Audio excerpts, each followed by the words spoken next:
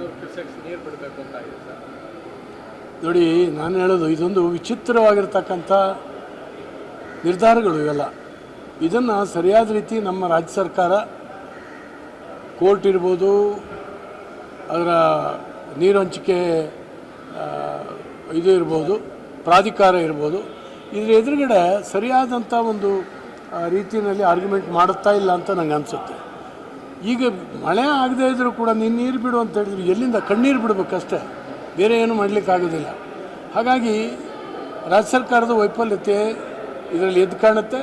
ತಕ್ಷಣ ಅದರ ಬಗ್ಗೆ ಸರಿಯಾದಂಥ ಆರ್ಗ್ಯುಮೆಂಟನ್ನು ಮಾಡಬೇಕು, ಸರಿಯಾದಂಥ ಅಡ್ವೊಕೇಟ್ಗಳನ್ನು ಇಟ್ಕೊಳ್ಬೇಕು ಅನ್ನುವಂಥದ್ದು ಎಲ್ಲರ ಒತ್ತಡ. ಮೊದಲಿಂದನೂ ಅಷ್ಟೇ ಆ ಕ್ಯಾಚ್ಮೆಂಟ್ ಏರಿಯಾದಲ್ಲಿ ಮಳೆನೇ ಆಗದೇ ಇದ್ದರೆ ನೀರೆಲ್ಲಿಂದ ಬಿಡೋದು. ಹಾಗಾಗಿ ಇದೊಂಥರ ಅವೈಜ್ಞಾನಿಕವಾಗಿರ್ತಕ್ಕಂಥ ವಿಧಾನ ಅಂತೇಳಿ ನಾನು ಅನಿಸುತ್ತೆ. ನಮಗೆ ಕುಡಿಯೋ ನೀರು, ಕಾವೇರಿಗೆ ಆ್ಯಕ್ಚುಲಿ ನಮಗೆ ಕುಡಿಯೋಕ್ಕೆ ತುಂಬ ಬೇಕಾಗುತ್ತೆ. ಬೆಂಗಳೂರಿನಂಥ ಸಿಟಿಗಳ ಮಧ್ಯದಲ್ಲಿ ಬರ್ತದೆ.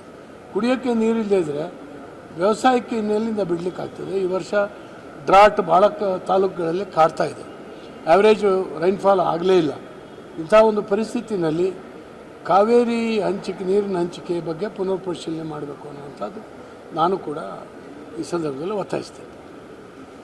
KPSC ವಿಚಾರಕ್ಕೆ ಸರ್, ಈಗಾಗಲೇ ಸಭೆಗಳಾಗಿದ್ದಾವೆ, ತಾವು ಕೂಡ ಇವತ್ತು ಕೂಡ ಸಭೆ ಇದೆ ಸರ್. ಯಾಕಂದರೆ ಈಗ ಪ್ರಸ್ತುತ ಏನಂತಂದರೆ ಭಾಳಷ್ಟು ದೊಡ್ಡ ಮಟ್ಟದಲ್ಲಿ ಹಗರಣ ನಡೆದಿದೆ, CBI ತನಿಖೆ ಆಗಬೇಕು, BJP ಆಗ್ತಾ ಇದೆ.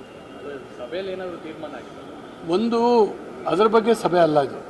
ದೇಶಪಾಂಡೆ ಅವರ ನೇತೃತ್ವದಲ್ಲಿ ನಾವೊಂದಷ್ಟು ಜನ ಹಾಕಿ KPSCಯ ಈ ಹಗರಣದಿಂದ ಮುಕ್ತಿ ಮಾಡಲಿಕ್ಕೆ, KPSC ನಮ್ಮ ಯುವಕರಿಗೆ ಯುವತಿಯರಿಗೆ ನ್ಯಾಯೋಚಿತ ಮಾರ್ಗದಲ್ಲಿ ನೌಕರಿ ಕೊಡಲಿಕ್ಕೆ ಏನು ಮಾಡಬೇಕು, ಅದನ್ನು ಸುಧಾರಣೆ ಹೇಗೆ ಮಾಡಬೇಕು ಅನ್ನೋದನ್ನ ಅಧ್ಯಯನ ಮಾಡಿ ಒಂದು ರಿಪೋರ್ಟನ್ನು ಕೊಡ್ತಾಯಿದ್ದೀವಿ. ಸಾಕಷ್ಟು ಸಭೆಗಳು ಈಗಾಗಲೇ ಆಗಿದೆ. ಇವತ್ತು ಮಧ್ಯಾಹ್ನ ಕೂಡ ಒಂದು ಸಭೆ ಇದೆ. ಅದರಲ್ಲಿ ಇದು ಬರ್ತಾ ಇಲ್ಲ. ಇದು ಏನು ನ್ಯೂನತೆ ಆಗಿದೆ ಅನ್ನುವಂಥದ್ದನ್ನ ನಾವು ಕಂಡುಹಿಡಿಬೋದು ಮತ್ತು ಅದಕ್ಕೆ ಏನು ಪರಿಹಾರ ಅನ್ನುವಂಥದ್ದನ್ನು ಕೂಡ ನಾವು ಯೋಚನೆ ಮಾಡ್ಬೋದು. ನನ್ನ ವಿನಂತಿ ಏನಂದರೆ, ಕರ್ನಾಟಕ ರಾಜ್ಯ ಕಣ್ಮುಚ್ಕೊಂಡು ಕೂರಬಾರ್ದು. ಎಲ್ಲ ಪರೀಕ್ಷೆನಲ್ಲೂ ಕರ್ನಾಟಕ ರಾಜ್ಯದಲ್ಲಿ ಲೋಪ ಆಗಿದೆ. ಅದನ್ನು ಮಾಡೋರೇ ಒಂದಷ್ಟು ಜನ ಇದ್ದಾರೆ. ಉದಾಹರಣೆಗೆ ಇದೇ ಸರ್ಕಾರ 16ನೇ ಇಸ್ವಿನಲ್ಲಿದ್ದಾಗ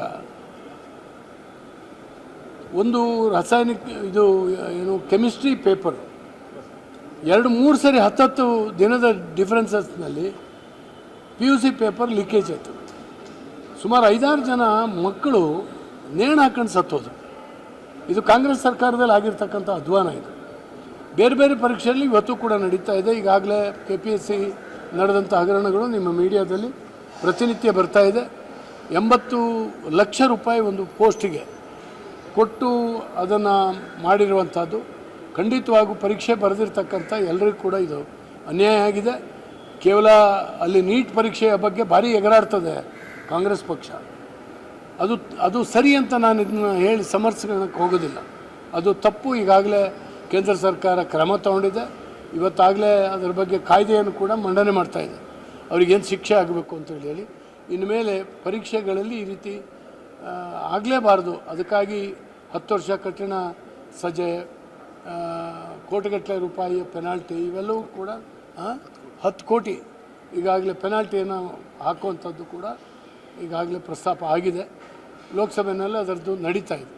ಆದರೆ ಕರ್ನಾಟಕ ರಾಜ್ಯದಲ್ಲಿ ಪದೇ ಪದೇ ಇದಾಗ್ತಾಯಿದೆ. ಹಾಗಾಗಿ ನಿಜವಾಗಲೂ ಕೂಡ ಕಾಂಗ್ರೆಸ್ ಸರ್ಕಾರ ಇವತ್ತು ತಲೆ ತಗ್ಗಿಸುವಂಥ ಕೆಲಸ ಅಂತ ನಾನು ಭಾವಿಸ್ತೇನೆ. ತಕ್ಷಣ ಇದಕ್ಕೇನಾದರೂ ಒಂದು ರಾಜ್ಯ ಮಟ್ಟದಲ್ಲಿ ಕೂಡ ಕಾಯ್ದೆ ತರಬೇಕು. ಬೇರೆಯವ್ರನ್ನ ಟೀಕೆ ಮಾಡೋದರಲ್ಲಿ ತಾನು ದೊಡ್ಡವನು ಅಂತ ತೋರಿಸ್ಕೊಳ್ಳೋದಲ್ಲ. ನಮ್ಮ ರಾಜ್ಯದಲ್ಲಿ ಈ ನ್ಯೂನತೆಗಳಾಗದಿದ್ದ ಹಾಗೆ ಮತ್ತು ನಮ್ಮ ವಿದ್ಯಾವಂತ ಯುವಕರಿಗೆ ಯುವತಿಯರಿಗೆ ವಂಚನೆ ಆಗುವ ಹಾಗೆ ಯಾವ ಕಾರಣಕ್ಕೂ ಕೂಡ ಇದು ನಡೀಬಾರ್ದು. ಇದನ್ನು ನಾನು ಖಂಡಿಸ್ತೇನೆ. ಬರುವ ದಿನಗಳಲ್ಲಿ ಇದಕ್ಕೂ ಕೂಡ ರಾಜ್ಯ ಮಟ್ಟದಲ್ಲಿ ಒಂದು ಕಾಯ್ದೆಯನ್ನು ತರಬೇಕು ಅಂತ ನಾನು ಈ ಸಂದರ್ಭದಲ್ಲಿ ಒತ್ತಾಯಿಸ್ತೇನೆ. ಮತ್ತು ಈ ಪ್ರಕರಣವನ್ನು CBIಗೆ ವಹಿಸಬೇಕು. ಯಾಕಂದರೆ ಇಲ್ಲಿರ್ತಕ್ಕಂಥ ಅಧಿಕಾರಸ್ಥ ಜನರು ಕೂಡ ಇದರಲ್ಲಿ ಇನ್ವಾಲ್ವ್ ಆದಂಗೆ ಕಂಡು ಬರ್ತಾ ಇದೆ. ಆದ್ದರಿಂದ ನಮ್ಮ ಸರ್ಕಾರದ ಅಧಿಕಾರಿ ಇದನ್ನು ತನಿಖೆ ಮಾಡೋದ್ರಲ್ಲಿ ಅರ್ಥ ಇಲ್ಲ. CBIಗೆ ವಹಿಸಿ ಸರಿಯಾದ ತನಿಖೆ ನಡೆಸಬೇಕು.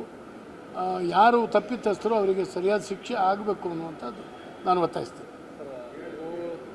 ಆ್ಯಕ್ಟ್ ತರಬೇಕು ಅಂತಿದ್ದೀರಾ, ಮುಖ್ಯಮಂತ್ರಿಗಳು ಜಿಲ್ಲಾಧಿಕಾರಿಗಳನ್ನ ಹೊಣೆ ಹೊರಬೇಕು, ಇದು ಏನಾದ್ರು ಪೇಪರ್ ಲೀಕ್ ಆಗುತ್ತೆ ಅಂತ ಹೇಳ್ತೀವಿ.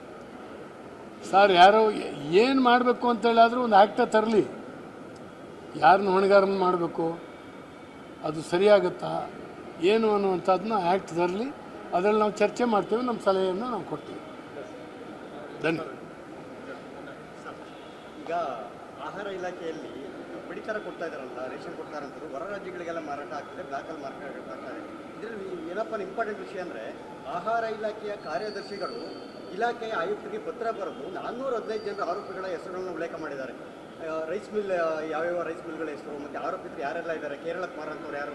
ಆದರೆ 3 ತಿಂಗಳಾದರೂ ಕೂಡ ಪತ್ರ ಬರೆದು ಈವರೆಗೂ ಕೂಡ ಅದೇ ಕ್ರಮ ತೆಗೆದುಕೊಂಡಿಲ್ಲ. ಯಾಕೆ ಇಷ್ಟು ಸಾಫ್ಟ್ ಕಾರ್ನರ್ ಅಂತ ಈ ಅಕ್ರಮ ದಂಧೆಕೋರರ ವಿರುದ್ಧ ಸರ್ಕಾರ? ನೋಡಿ, ಈ 3 ತಿಂಗಳಿಂದ ಸರ್ಕಾರ ಇದೆ ಅನಿಸುತ್ತೆ ನಿಮಗೆ? ಸರ್ಕಾರನೇ ಇಲ್ಲ. ಇವತ್ತು ನೋಡಿ, ಮುಖ್ಯಮಂತ್ರಿಗಳ ಆದಿಯಾಗಿ 3ನೇ 4ನೇ ಸರಿಗೆ ಡೆಲ್ಲಿನಲ್ಲಿ ಹೋಗಿ ಕೂತ್ಕೊಂಡಿದ್ದಾರೆ. ಮಂತ್ರಿಮಂಡಲವೇ ಪೂರ್ಣ ರಚನೆ ಆಗಲಿಲ್ಲ. ಆ ಮುಖ್ಯಮಂತ್ರಿಗಳ ಬದಲಾವಣೆ ಆಗಲಿಕ್ಕೆ ತಿಂಗಳಾನುಗಟ್ಟಲೆ ಡೆಲ್ಲಿಗೆ ಅಲಿಯೋದು ಅಲ್ಲಿ ಇಲ್ಲಿ ಆಯಿತು. ಹಾಗಾಗಿ ಯಾವ ಅಧಿಕಾರಿಗೆ ನಮಗೇನು ಅವ್ರಿಗೆ ಅನಿಸೋದೇ ಇಲ್ಲ, ಸೀರಿಯಸ್ನೆಸ್ ಬರೋದಿಲ್ಲ. ಬಡವರಿಗೆ ಹಂಚುವಂಥ ಪಡಿತಾರ ಇವತ್ತು ಈ ರೀತಿ ಕಾಳಸಂತೆಯಲ್ಲಿ ಮಾರಾಟ ಆಗ್ತಾಯಿದೆ ಅಂದರೆ ಇಡೀ ರಾಜ್ಯ ತಲೆ ತಗ್ಗಿಸ್ಬೇಕಾದಂಥ ವಿಷಯ ಇದು. ಮತ್ತು ಬಡವರಿಗೆ ಹಂಚಲಿಕ್ಕೆ ನಮ್ಮ ಹತ್ರ ಇಲ್ಲ. 5 kg ಕೊಡಲಿಕ್ಕೂ ಇಲ್ವಲ್ಲ. ಕೇಂದ್ರ ಸರ್ಕಾರ ಕೊಟ್ಟಿದ್ದನ್ನು ಇವತ್ತು ಕಾಳಸಂತೆಯಲ್ಲಿ ಮಾರಿಸ್ತಾ ಇದೆ ಕರ್ನಾಟಕ ರಾಜ್ಯ ಸರ್ಕಾರ. ಕರ್ನಾಟಕ ರಾಜ್ಯವೇ ನಾವು 5 kg ಕೊಡ್ತೀವಿ ಅಂತೇಳಿ ಹೇಳಿಕೊಟ್ರು, ಈಗ ನಿಲ್ಲಿಸಿದ್ದಾರೆ, ಏನೂ ಇಲ್ಲ. ಇಂದಿರಾ ಕಿಟ್ಟನ್ನು ನಾಳೆ ಕೊಡ್ತೀನಿ, ನಾಳೆ ಕೊಡ್ತೀನಿ. ನಮ್ಮ ಆಹಾರ ಸಚಿವರು ಹೇಳ್ತಾನೆ ಭಾಳ ಒಂದು ವರ್ಷಗಟ್ಟಲೆ ಆಗೋಯ್ತು. ಏನನ್ನು ಕೊಡಲಿಕ್ಕೆ ಆಗೋದಿಲ್ಲ ಮತ್ತು ಕೊಡಲಿಕ್ಕೂ ಸಾಧ್ಯ ಇಲ್ಲ ಅವ್ರ ಹತ್ರ. ಕೊಟ್ಟಿರ್ತಕ್ಕಂಥದ್ದು ಕೇಂದ್ರ ಸರ್ಕಾರದ ಅಕ್ಕಿ ಇವತ್ತು ಬೇರೆ ಕಡೆ ಹೋಗ್ತಾ ಇದೆ, ಬಡವರಿಗೆ ಅದು ತಲುಪ್ತಾ ಇಲ್ಲ ಅಂತ ಹೇಳಿದ್ರೆ ಇದಕ್ಕೆ ಇದನ್ನು ಮತ್ತೆ CBI ಕೊಟ್ಟು ತನಿಖೆ ಆಗಬೇಕು. ಯಾರ್ಯಾರು ಇದರಲ್ಲಿ ಇನ್ವಾಲ್ವ್ ಆಗಿದ್ದಾರೆ ಅಂತೇಳಿ ಹೇಳಿ ಈಗಾಗಲೇ ಹೆಸರು ಕೊಟ್ಟಿದ್ದಾರೆ, ಅವ್ರ ಮೇಲೆ FIR ಹಾಕಿ ತಕ್ಷಣ ಎನ್ಕ್ವೈರಿಯನ್ನು ಶುರು ಮಾಡುವಂಥದ್ದು ಮಾಡದೇ ಇದ್ದರೆ ಇದು ನಿಲ್ಲೋದೇ ಇಲ್ಲ. ಇದು ಅರ್ಥವೇ ಇಲ್ಲ. ಬಡವರ ಹೆಸರಿನಲ್ಲಿ ಯಾರ್ಯಾರೋ ಬದುಕ್ತಾ ಇದ್ದಾರೆ, ಮಧ್ಯವರ್ತಿಗಳು ಅಕ್ಕಿ ಮಾರಾಟ ಮಾಡಿ ಲಾಭ ಪಡೆಯುವಂಥ ಕೆಲಸ ಇವತ್ತು ಆಗ್ತಾಯಿದೆ. ಅಧಿವೇಶನ ಬರ್ತಾ ಇದೆ, ಅಧಿವೇಶನದಲ್ಲಿ ಏನಾದರೂ ಸರ್ ಇದ್ರ ಬಗ್ಗೆ ಖಂಡಿತವಾಗೂ ಧ್ವನಿ ಎತ್ತಾ ಇದ್ದೀವಿ, ನಾವು ನೋಡ್ತಾ ಇದ್ದೀವಿ, ನಿಮ್ಮ ಮೀಡಿಯಾದಲ್ಲೂ ಕೂಡ ತೋರಿಸ್ತಾ ಇದ್ದಾರೆ. ಲೋಡ್ ಗಟ್ಟಲೆ ಅಕ್ಕಿ ಹೋಗ್ತಾ ಇದೆ ಅಂದರೆ ನಮ್ಮ ಅಧಿಕಾರಿಗಳು ಕೂಡ ಇದರಲ್ಲಿ ಮಿಂಗಲಾಗಿದ್ದಾರೆ. ಇಲ್ಲೇ ಇದ್ರೆ ಹೋಗ್ಲಿಕ್ಕೆ ಸಾಧ್ಯ ಇಲ್ಲ ಇಷ್ಟು. ಅದರಿಂದ ಖಂಡಿತವಾಗೂ ನಾವು ವಿಧಾನಸಭೆಯಲ್ಲಿ ಕೂಡ